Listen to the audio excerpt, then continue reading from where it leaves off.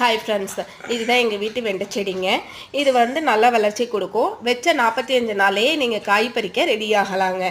இது வெண்டைக்காய் செடி, நார்மலாக கத்திரிக்காய் செடி, வெண்டைக்காய் செடி இது எல்லாமே வந்து நல்லா வளர்ச்சிக்கு வந்து கொடுக்குங்க. நல்ல காயும் வந்து நிறைய நீங்கள் எக்ஸ்பெக்ட் பண்ணுற அளவுக்கு வந்து நிறைய வைக்குங்க.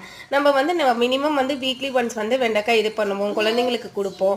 அதனால் இது வந்து நீங்கள் ஒரு 4-5 செடியை அட் அ டைமில் வெண்டைக்காயில் வந்து இந்த மாதிரி நல்லா காய்கறி காய்க்கணும் அப்படின்னா காய் செடிங்களுக்கு வந்து என்ன பராமரிக்க நான் என்ன போடுறேன் அப்படின்னா காய்கறி வேஸ்டேஜ் வாட்டர், தென் கழனி தண்ணி, அரிசி கழுவுற தண்ணி இது தாங்க போடுறேன். இந்த வாரம் வந்து எங்களுக்கு வந்து கிட்டத்தட்ட ஒரு 1/4 கிலோவுக்கான வெண்டைக்காய் வந்து எங்களுக்கு கிடச்சிது.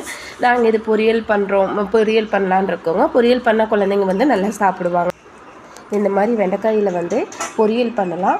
அதுவும் இல்லை அப்படின்னா வந்து நீங்கள் வெண்டைக்காயில் வந்து கிரேவி மாதிரி புளிக்குழம்பு மாதிரி வைக்கலாம்.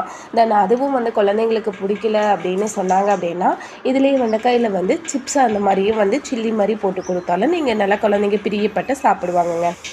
இந்த மாதிரி வெண்டைக்காயை வந்து நைட்டு ஃபுல்லாக ஊற வச்சுட்டு அந்த வாட்டரை மட்டுமே நம்ம வந்து குடிக்கிறதுனால நமக்கு வந்து சர்க்கரை நோய் வந்து கட்டுப்பாட்டுக்குள்ளே வரும்.